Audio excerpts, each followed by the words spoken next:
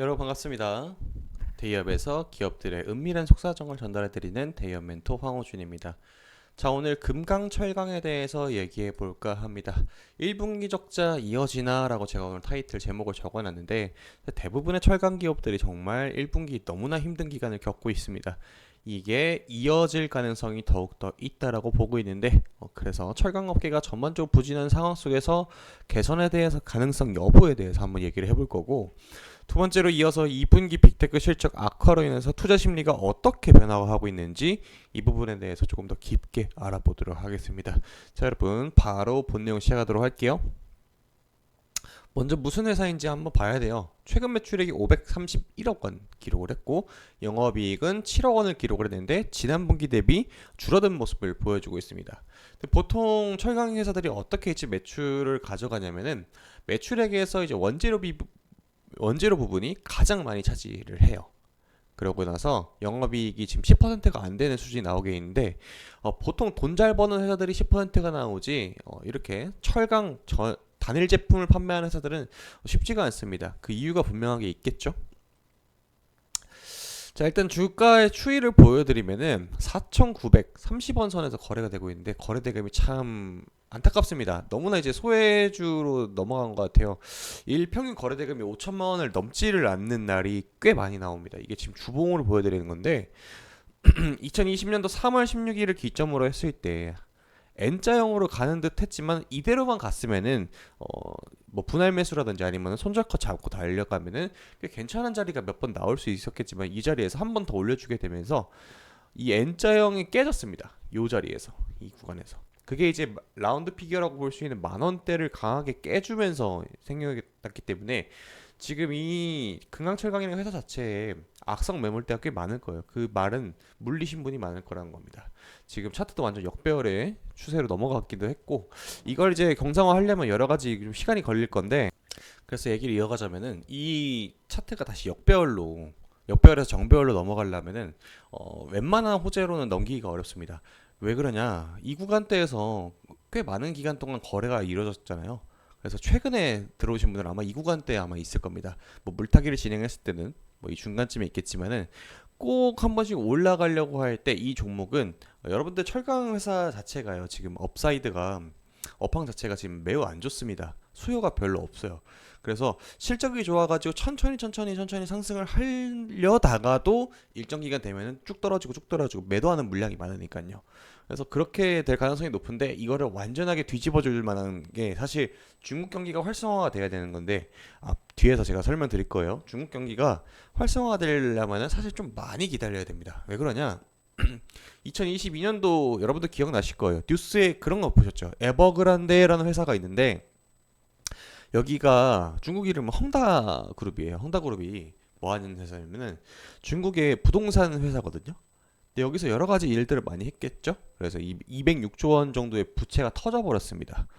그러면서 어떻게 돼요? 여기 회사에 돈 빌려준 사람들 있을 거죠. 여기서 돈 받아야 될 회사들도 많을 텐데 206조 원을 못 갚겠습니다. 나자빠져 버리게 되면 어떻게 됩니까? 그걸 기점으로 해가지고 지방은행 파산하죠. 사람들 돈을 못 버니까 소비가 위축되죠. 소비가 위축되면은 뭐 경제가 활성화가 되겠습니까? 시장에 돈이 안 돌아버리는 거예요. 워낙 중국도 큰 나라지만은 그만큼 큰 부채가 터졌기 때문에 이게 안타깝지만 지금 여파가 현재까지도 이어지고 있어요. 지금 오늘이 8월 2일이거든요. 2024년도.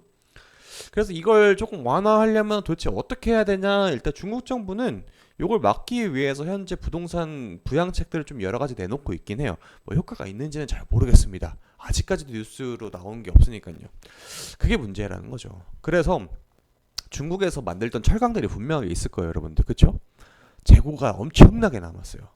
그걸 이제 과거에는 미국에다가 팔고 그랬는데 미국도 지금 뭐 보이시죠, 여러분들? 엊그제부터 해가지고 그러니까 이번 주 들어오게 되면서 미국 빅테크 기업들의 실적 가이던스가 엄청나게 예상치를 하회했습니다. 그러면서 어떻게 돼요? 반도체 끝났구나. 근데 우리나라 증시는 뭘로 대부분 구성되어 있죠? 삼성전자. 그 반도체 회사잖아요. 삼성전자랑 SK하이닉스가 끌고 가는 그 증시인데 SK하이닉스가 121선을 터치를 했습니다. 세상에.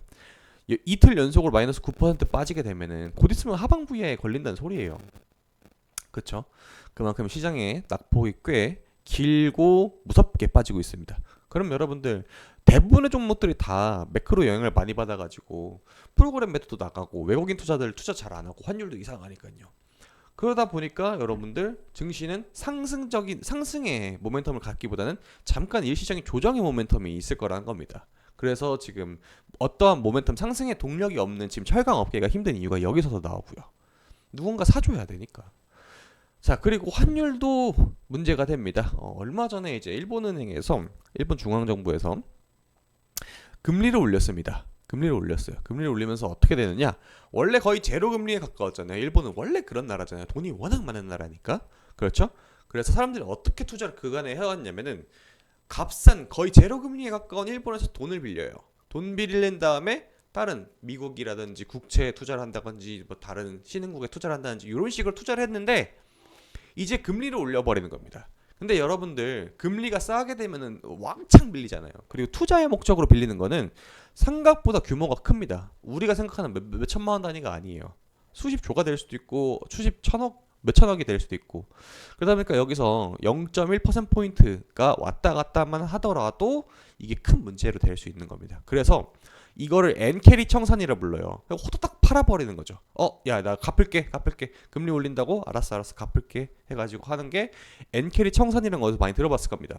실제로 어제까지는 야, 무슨 엔캐리 청산이야 하면서 엔비디아가 장중에 6% 이상 반등을 했거든요. 그러면서 이제 그러니까 엊그저께 정확히는 그러면서 무슨 반도체 거품론은 완전 그냥 하루 그거였네 이랬는데 실제로는 꽤나 충격이 컸다라는 겁니다. 자, 그러면서 우리나라 환율 시장에도 영향을 많이 끼쳤습니다. 다시 환율이 올라가려는 듯한 모습을 보여주고 있어요. 여러분들 불과 몇 개월 전에 환율이 1,200원이었다는 거, 1,100원, 1,200원이었는데 지금 1,400원이야. 200원 정도 올라갔다라는 점, 이거 되게 무역을 주로 하는 우리나라에서는 상당히 큰 악재라고 보고 있는 상황입니다. 왜 그러냐? 우리나라는 원자재를 사오기도 하고 반대로 원자재를 팔기도 해요. 자, 근데 이게 가격이 계속 들쭉날쭉을 해. 그러면 어떤 날은 팔아도 손해가 보는 날이 분명히 생길 수 있단 말이죠. 그게 바로 지금이라는 거예요. 그리고 그렇지 않은 회사들, 예를 들어서 해외 매출이 많은 애들 있잖아요. 걔네들은 좋을 수는 있어요. 근데 대부분이 그렇지게 못하니까 우리나라는 IT보다는 기존의 철강, 조선, 자동차 이런 것들을 판매하는 쪽에 좀 강화가 됐거든요. 그러다 보니까 원자재를 사서 다시 재가공해서 그걸 판매하는 거예요. 근데 단가가 안 맞아 버리는 겁니다. 그러니까 호황 속에 적자라는 말이 나오게 되는 거죠. 일단 실제로는 통계청에서 오늘까지도 나온 자료는 반도체 부분에서 수율이 높아가고 그에 따라서 매출도 높아가고 있다고 합니다. 그런데 시장은 일단 이러는 게 아직까지는 반도체 바닥론이 아직까지는 나오지 않았어요. 어제 나갔다가 쏙 들어갔죠. 근데 이제 이게 좀 개선이 된다라고 하게 되면은 우리 철강업계 쪽에서도 조금 더 빵긋 웃을 수 있는 일들이 발생할 수 있으니까 요거 좀 안정화가 되고 뭐 어려운 국제 정세에 혼란스러운 와중에서 뭐 또 코로나가 터졌대요, 여러분들. 감기 조심하시고 다음번 영상에서는 조금 더 여러분들한테 도움될 수 있는 소식, 흥미로운 소식 갖고 찾아뵙도록 하겠습니다. 시청해주셔서 감사합니다.